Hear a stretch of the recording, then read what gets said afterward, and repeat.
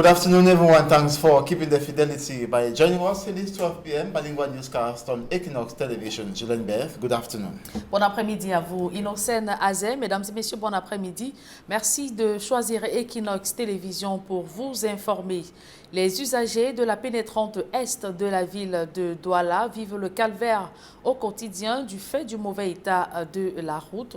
À 4 mois du coup d'envoi du Chan, le chantier de reconstruction de cette route est à l'abandon. Situation similaire au lieu dit entrée Bepanda, Carrefour Agip, qui mène jusqu'au stade de la réunification, du stade de la réunification. Les populations qui s'inquiètent demandent au pouvoir public ou au gouvernement d'intervenir dans l'urgence. Sylvestre Zangao, François Dikoumé. Dès la traversée du pont sur la Dibamba, nous voici sur la pénétrante est de Douala. À peine quelques mètres parcourus, le constat est inévitable. Le chantier de construction de cette route est abandonné. Depuis le mois d'avril, engins et ouvriers ont disparu du site. Les terrassements effectués ont cédé la place à des lacs spontanés en temps de pluie. Circuler sur cette route est un véritable calvaire pour les automobilistes à cause d'interminables bouchons. Fortement sollicité, la pénétrante est de Douala le sera davantage pendant le Chan que le Cameroun va abriter dans un peu plus de 3 mois. L'une des poules disputera ses matchs ici, au stade de Japoma, situé sur cet axe. Où sont partis les ouvriers et les engins qui s'activaient encore sur le site en début d'année, à la faveur du bal des visites ministérielles? En guise de réponse, une source au ministère des Travaux publics affirme que le chantier a dû être arrêté à cause des mesures barrières prises par le gouvernement au mois de mars pour lutter contre le coronavirus. Ces travaux reprendront dès que les pluies se feront moins abondantes, ajoute cette source. Une réponse qui peut donc laisser penser que la construction de la pénétrante est de Douala ne sera pas achevée avant le Chan. Toujours sur la route du championnat d'Afrique des Nations, prévu dans moins de 4 mois, nous mettons le cap sur le quartier Bepanda Omnisport, où se trouve le stade de la réunification, qui va lui aussi recevoir les matchs du Chan. La situation est pire. La route qui va du Carrefour à Gip, au lieu d'y entrer Bepanda, est jonchée de crevasses, inondée d'eau de pluie. Les travaux de réhabilitation de cet axe, entamés en novembre 2019, sont au panneau stop. Motocyclistes et automobilistes sont en colère. Impossible de circuler sereinement. Regardez dans quelles conditions on circule. Est-ce qu'avec la canne qui arrive là, on pourra circuler dans cette circonstance-là? Donc je vois qu'on n'est pas prêt. Et si on pouvait même encore remettre ça d'ici 2 ans, ça pourrait m'intéresser. Pour que nous soyons vraiment prêts pour satisfaire tous les étrangers qui viendront au Cameroun. Là, ça pourrait satisfaire tout le monde, je pense. Parce que cette route est vraiment... Regardez, nos motos, on est alignés là, les voitures, tout le monde souffre. Les gens sont en retard pour rien. En janvier, le délégué régional des travaux publics pour le littoral annonçait pourtant la fin des travaux en mars 2020, au plus tard. Du côté de la réunification, pour ce contrat qui est bien ficelé, ce sera quelque chose dans 1-2 mois, c'est terminé, puisque les travaux ont déjà commencé par anticipation. L'anticipation n'aura donc servi à rien. Les délais n'ont pas été respectés. Et le Chan arrive à grands pas. Voilà l'état des lieux de l'axe principal qui mène au stade de la réunification de Douala, où les matchs d'une des poules du Chan vont se disputer dès le mois de janvier prochain. Une route impraticable depuis l'abandon des travaux au mois de mars dernier. Quand reprendront ces travaux? Silence radio du côté des autorités. Sur la route du Chan 2021 pour Equinox Télévision, François Rodrigue Dikoumé, Sylvestre Hippolyte Zangao. Et en politique, Edith Kawala, présidente du CPP et membre du mouvement Stand Up for Cameroun, dénonce l'attitude brutale et violente d'un gouvernement agissant dans l'illégalité pour violer les droits fondamentaux des citoyens pacifiques. Au regard de l'assignation à résidence du leader du MRC, le professeur Maurice Kamto, et l'arrestation de plusieurs manifestants et des militants de Stand Up for Cameroun, ce mouvement invite ou exhorte les Camerounais à se vêtir en noir le 2 octobre prochain pour demander leur libération. D'autres précisions dans ce reportage. Quelques jours après les marches pacifiques du MRC, le mouvement Stand Up for Cameroun appelle l'ensemble du peuple camerounais à se vêtir en noir toute la journée du vendredi 2 octobre. Une action qu'a toujours menée Edith Kawala. We are asking Cameroonians on the 2nd of October. Nous demandons aux Camerounais de se vêtir en noir le 2 octobre prochain pour démontrer qu'il est anormal d'arrêter des gens de façon arbitraire. Les personnes qui ont marché ont été arrêtées, y compris celles qui n'ont même pas manifesté. People who marched were arrested. People who did not march were arrested. Pour la présidente du Cameroun People's Party, les Camerounais doivent se mobiliser pour une transition politique à la tête du pays. Il s'agit pour les organisations de l'opposition camerounaise, les partis politiques, les organisations de la société civile, les syndicats, d'autres groupes, de se mettre d'accord sur un cadre d'une transition politique pour le Cameroun. Au cours de cette conférence de presse, Stand Up for Cameroun exige la libération du leader du MRC, Maurice Kamto, ses militants et autres manifestants détenus dans des unités de police et de gendarmerie, ainsi que les 4 membres de sa plateforme incarcérés à la prison de New Bell. Il faut que l'État du Cameroun cesse avec les arrestations arbitraires qui ne respectent pas la loi. Nous ne pouvons pas avoir un État voyou. Le rôle de l'État, c'est d'être garant des libertés et de l'État de droit. Donc quand l'État commence à kidnapper les Camerounais, les mettre dans une situation où on ne peut pas avoir accès, ni leur famille, ni leur avocat, l'État est en violation directe de la loi. Nous avons des personnes qui ont été arrêtées, qui ne marchaient pas. Donc on ne sait pas quelle est la raison, quel est le motif de l'arrestation de ces personnes. Nous vous avons parlé de 4 jeunes de Stand Up for Cameroun qui ont été arrêtés 5 jours avant.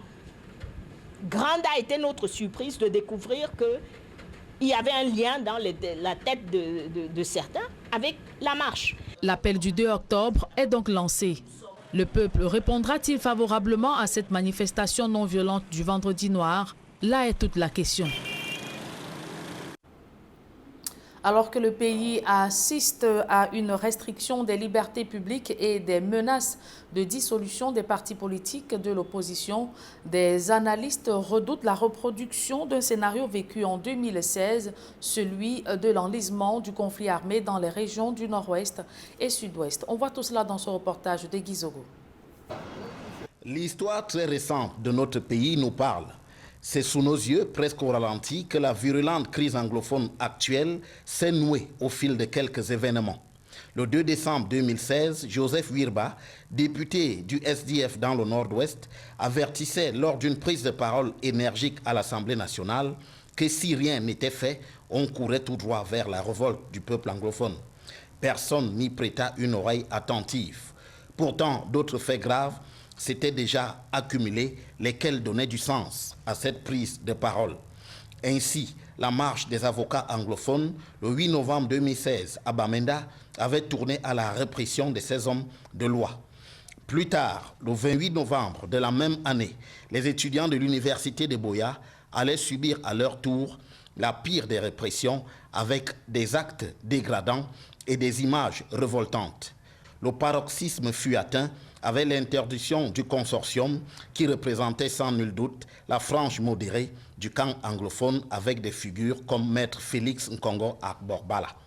Dès lors, face à l'autisme des faucons du régime, le champ était laissé libre aux radicaux de la Smala anglophone dont la détermination à en découdre a conduit à l'interminable crise actuelle dans le Nord-Ouest et le Sud-Ouest.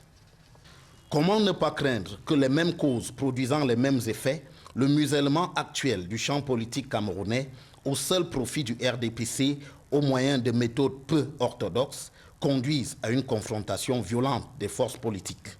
Il ne reste alors que l'option du dialogue pour sauver les meubles et éviter le remake de la crise dans le Nord-Ouest et le Sud-Ouest.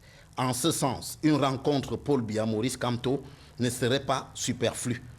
Encore faut-il que ceux qui, dans le camp présidentiel, n'opposent que morgue et condescendance à l'opposition, l'entendent. 10 ans, c'est le nombre d'années que la pose de la première pierre de l'agence régionale de la BEAC du Sud a attendu pour diverses raisons. L'événement a finalement eu lieu hier en mi-journée au quartier Angonou d'Ebolova. Au nom du chef de l'État, le Premier ministre Joseph John Ngouté a posé la pierre inaugurale du futur complexe de la Banque des États de l'Afrique centrale sur une superficie d'un peu plus de 9000 m². Dans la suite du chef du gouvernement, le ministre des Finances, Louis-Paul Motazé, a saisi l'occasion pour réitérer au constructeur d'Africa Corporation Tchad d'éviter que l'on attende encore 10 ans pour la livraison du chantier. La durée officielle des travaux est estimée à 2 ans pour un coût évalué à environ 12 milliards de francs CFA. Je vous propose de suivre la réaction de Joseph John Ngouté, Premier ministre. Population de Bolova, soyez fiers d'abriter sur vos terres cet édifice supplémentaire qui contribuera à l'embellissement de la ville de Bolova et offrira sans doute des possibilités d'emploi aux habitants de la région. Elle permettra certainement d'assurer l'essor économique et commercial de la région du Sud pour l'ère du développement de la ville de Kiousi et du marché frontalier d'Abamiko. Aux autorités de la BEAC, je voudrais au nom du chef de l'État vous réitérer mes félicitations pour l'aboutissement de cette initiative hautement louable. Chaque édifice érigé par la BEAC constitue une étape supplémentaire vers la construction de l'intégration sous-régionale. La cérémonie d'aujourd'hui n'est donc pas un simple événement. C'est le symbole d'une ambition traduite en action complexe. Le symbole d'une intégration financière fructueuse dans l'espace CEMAC, dont l'une des pages de l'histoire s'écrit aujourd'hui à Bolova, et c'est loin d'être la fin, j'en suis certain. Vous venez de suivre un morceau choisi du discours de Joseph John Ngouté, Premier ministre, chef du gouvernement, au cours de la cérémonie d'inauguration de l'agence régionale de la Banque des États de l'Afrique centrale à Ebolova, c'est dans la région du Sud. La deuxième partie de ce journal est en langue anglaise avec vous, Innocent Azé. Good day once again. Merci Julien. Good day once more and to our viewers. Good day as well. Thanks for staying with us. Edith Kawala, President of the Cameroon People's Party and member of Stand Up for Cameroon, has called for a peaceful protest on Friday, October 2nd, 2020. She is grouping opposition politicians, opinion leaders, the civil society, movements, trade unions, and other actors to demand the departure of the repressive, violence-steering, and human rights and law violation regime and clamor for initiation of a political transition as an oppressed people. Protesters are expected to dress in black to equally in solidarity press for the release of all persons arrested before, during, and after the September 22nd, 2020 protests, including 4 members of Stand Up for Cameroon arrested September 18th and detained in the Douala New Bell prison. All this were unveiled during a press conference in Douala on September 29th, 2020. That was yesterday. Here's a piece of the declaration made by Edith Kawala. Take a listen. The people, regardless of ethnicity, must come together to put an end to this oppression and to build an equitable society. No one group is more victim than the other. Each corner of Cameroon has a tale of repression and marginalization to tell. At Stand Up for Cameroon, we ask you to put an end to all language and actions that divide and confuse us. This only serves to maintain the Biya regime in power. Across this country, let us come together as an oppressed people to initiate political transition that will put an end to our common oppression. In the immediate, Stand Up for Cameroon demands the release of Musa Bello, Sama Etienne, Mira Angoon, and Tele Membu, who were arrested on September 18, 2020, and are currently being held in New Bell prison. They committed no crime. We demand the release of all those who protested peacefully on September 22nd, 2020. Peaceful protest is not a crime. We demand the release of the president of CRN, Maurice Kamto, and all other political leaders currently under house arrest or in detention. Political action is not a crime. Edith Kawala equally stressed that there is need for all oppressed persons to mobilize in order to abort the Biya regime that has failed to resolve the Anglophone crisis and has committed gross human rights violations in the two English-speaking regions of the country and equally other regions of Cameroon. Take a listen to her once again. In the past 10 days in our country, over a dozen lives have been lost in the extreme north, the northwest, and the southwest regions. These lives that are being lost, be they civilians or members of the armed forces, are the most precious thing we have as a nation. It is also necessary to remember that the conflict in these regions is a direct result of the extremely poor governance our country has known over the past 38 years. We as Cameroonians must act now to put an end to this continuous loss of life. The Biya regime can no longer deceive Cameroonians as to its true nature. It has chosen to lead the entire country into violence. The president of the CRN and other political leaders are currently under house arrest or in detention. The government of Cameroon is once again acting illegally, brutally, and in violation of the fundamental human rights guaranteed by our Constitution. On his part, Christian Penda Ekoka, former advisor to the President of the Republic, President of the AG movement, as well as ally to the Cameroon Renaissance Movement Party of Professor Maurice Kamto, says that the government of Cameroon has failed totally and completely to meet the economic and socio-political aspirations of the people of Cameroon, especially those in the two English-speaking regions of the country. He was speaking on the program La Vérité en Face on Equinox Television. Details in this report.